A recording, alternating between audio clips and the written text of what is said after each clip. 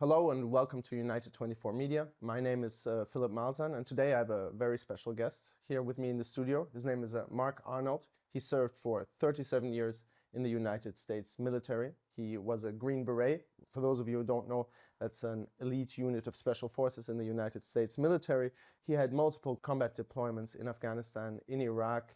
He was awarded the Distinguished Service Medal and retired at the rank of Brigadier General. Am I correct? Correct. Yes. Thank you for taking the time and joining us here in Kiev. Maybe we'll dive right in. Since we're recording here in Kiev, may I ask you why you're in Ukraine and what's your mission here? This is my sixth visit to Ukraine since the major invasion. And my mission here is I am the executive director of a foundation dedicated exclusively to helping Ukraine. But what brought me to Ukraine to begin with was my complete disgust for what Russia had done in the major invasion in February 2022 and going forward. So like a lot of Americans, we're watching the news. I'm seeing this horrific stories of Bucha, Irpin, and other atrocities that the Russian army committed in Ukraine.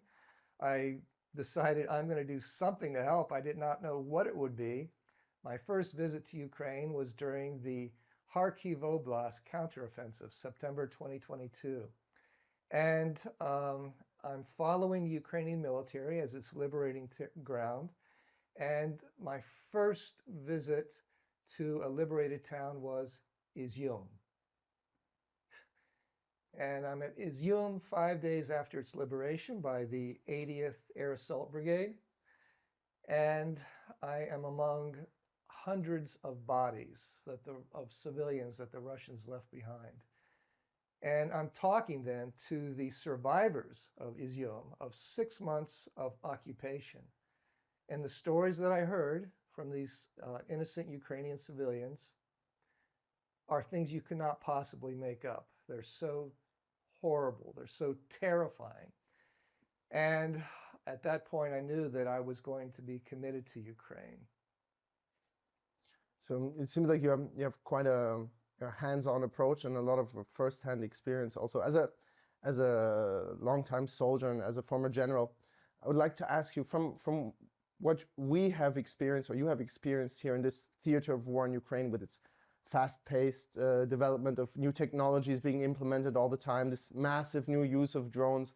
How much do Western or NATO countries have to adapt what they've been teaching about war for the past decades? It doesn't mean a sweeping change to how NATO trains its forces and commands, but the nature of this combat of complete transparency of the battlefield by drones, by enemy drones, is something that NATO nations, including the United States military, has never operated under. And that is a new paradigm that will drive huge change for the American military as well as our NATO partners.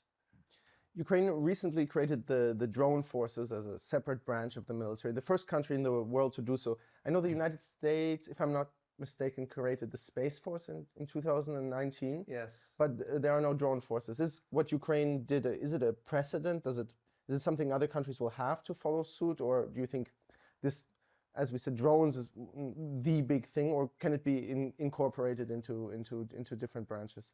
It could be incorporated into different branches.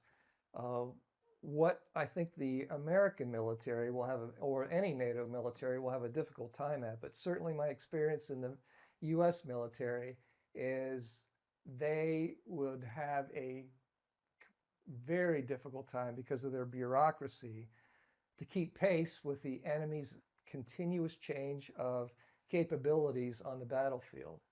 And that means drones and Russian counter-drone countermeasures.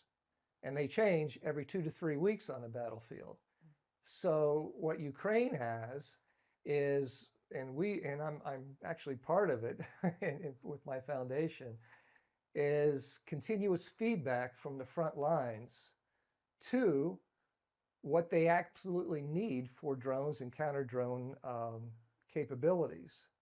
And the American military, in terms of training, its bureaucracy would never be able to keep up in terms of having the countermeasures for a continuously fluid, dynamic changing of the enemy's capabilities, as the Russians have demonstrated. Mhm. Just because you use the word change, the word game changer has been thrown around newsrooms of the world since the beginning of the conflict. When talking about Western weapons that could change the course of the war here in Ukraine, the ATACMS were called a game changer. Drones, of course, game changer. Western IFVs and tanks, most recently the F-16s. But somehow the game, if one can very cynically call it that, because of course it's not a game, has stayed the same no matter what weapons were delivered. Is there anything in your opinion that could really change the course of war for Ukraine? Absolutely. In terms of what NATO could provide? Yes, yes, of course. So it would be definitely a combination of what NATO is very capable of providing, America and its NATO allies, and things that Ukraine needs to change. But all these game-changing weapons are great, and they are game changers if they're provided in the volume that Ukraine absolutely needs to take on an enemy with forces 5 times its size. So unfortunately, this titration, drip, drip, drip of game-changing weapons at very low volume is not enough to change the nature of this war. But it could. They've got the weapons, they have the volume, they've got the capacity to provide it. They just need the willpower to do it. And what the Ukrainians need to do, in my opinion, from what I've seen on the battlefield, is dedicate themselves to training in terms of coordination between large units, battalions, brigades, O2s, and echelons above. If there is one weapon or something that hasn't been delivered yet to Ukraine but what would you choose? I notice you speak with a bit of a German accent, and I will say you called me. Very good. And I will say that the Germans have a cruise missile known as Taurus, called Taurus. It's a 2-stage weapon that the Germans know could be a huge game changer. They have the Taurus weapons in storage. They've never used them in combat. They've got them in huge volume. And what you need in a war, any war, is deep battle strikes. And the Taurus missile, in the quantities that the Germans have in their warehouses, never been used, getting old, about to be retired, could change the course of the deep battle in Ukraine and inside Russia as well. Mm-hmm. My next question is, as a former Green Beret, you were trained, I guess, for years and years to persevere under the most difficult conditions, and both physically and psychologically. Here in Ukraine, with icy winters and scorching hot summers, plus the intensity of the war, as you have experienced firsthand, I guess would classify as harsh conditions. What do you feel, or when you meet or you speak with men who maybe 6 months ago were bus drivers or construction workers and are forced by Russia, to fight in an environment that other forces are trained years for? I feel that the Ukrainian military and a lot of older people going into the Ukrainian military, frankly, it's no different than the American Army, say in 1944. The American Army, more than 2 years into World War II, was definitely a military of everybody. And these guys going into combat in Europe and in the Pacific had no more than 3 to 4 months worth of training before they departed. And yes, and they were bus drivers too 6 months earlier. So it can be done. Next, we would like to show you some footage. And it's footage that I personally recorded with another cameraman. We went, I'll just give you a little bit of context. We went with a group of Ukrainian paratroopers, air assault forces, and the mission was to hold the first line of defense in a small village in the Donetsk region. That village is now under occupation. And the Russians were 600 meters in front of us, and behind us was a field, and the next Ukrainian lines were also a couple of 100 meters behind. So what happened was that 3 tanks and 4 armored vehicles stormed the village in the morning and cut us off from friendly lines, and we were encircled for the next 14 to 15 hours. And I'd like to show you that footage and then maybe hear your thoughts, because I think it shows a lot about the war in Ukraine. At the shelter, tensions are high. We hear voices. The Russians are just outside. One seems to be injured. We hear them chanting in unison, trying to heave their comrade over the ground. They call for backup. More arrive. Their voices get louder and louder.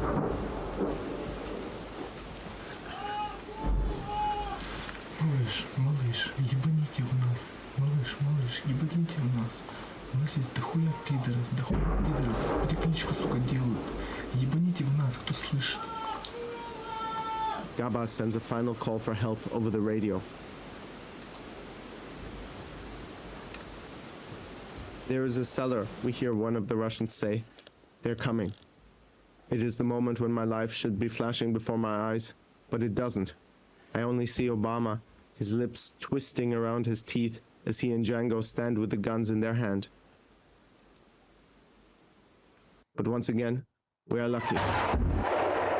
Our call for help was heard. This is footage from their colleagues that we got after. SDG fighters assist with drones, mortars, and RPG strikes from behind the fields around. From above, you can see the full scale of the inferno. We are somewhere in there.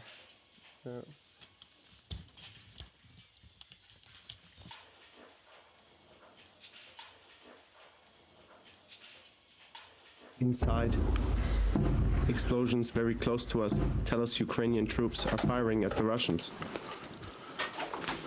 Gaba decides that attack is the best defense. He throws grenades and then shoots an RPG at the house opposite us, where we suspect them to be.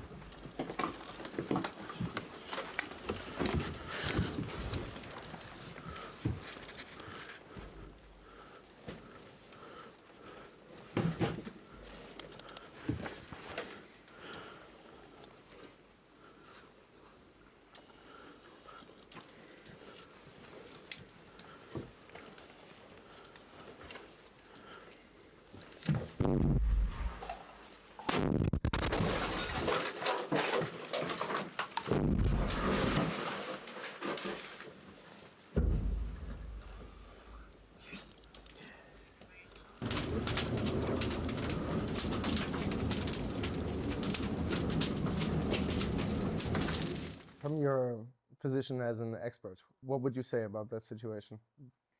You must have been terrified. I can't describe how terrified I was. Yeah. So I think that being cut off from friendly positions and not knowing exactly where your buddies are or supporting units is probably, to me, the most terrifying of part of that. Not just so much that you know the Russians are nearby. You don't know exactly when help is coming or where the help is. And I think what my overall reaction is, the leader made absolutely the right choice, because attack, superior firepower, and push those Russians back from your position is the best way to survive that situation. So good on him for making those choices. It was especially frightening, considering the fact that situations like these happen, we could say, daily, and it's due to the fact that they did not have more men and more positions to defend the village. And when they called for backup, there just were no 10 tanks, or the cavalry, as I guess you would say, to call in it. That's these guys they're young and they're motivated, but basically what we saw, that's all they have. And it's yeah. As I understood, with your foundation, you are trying to do as much to improve the situation in Ukraine for Ukrainians. Maybe you could tell us exactly what kind of work you do, your foundation. Thank you for asking. Yeah. So we have several programs. The foundation's called the Here Right Matters Foundation, and hopefully you'll show up a QR code on exactly how people can connect with us. That's not a problem. We will add a link and maybe a QR code, and if you would like to donate to Mark Arnold's foundation, you will be able to do that. But first, so our lead program that I started about a year and a half ago was in collaboration with the Ukraine Medical Corps and the subordinate organization to it, the Ukrainian Military Medical Academy. And by my second visit to Ukraine, it was clear to me that the combat medics largely were undertrained, and there were a lot of needless deaths and certainly a lot of avoidable amputations. And it's not the Ukrainians' fault. What happened was the Russians destroyed 80% of the infrastructure, meaning 4 out of the 5 medical schools where Ukrainian medics had been trained for 25 years. The Ukrainians lost their capacity to train medics, and at the same time, the Ukrainian military was growing this size.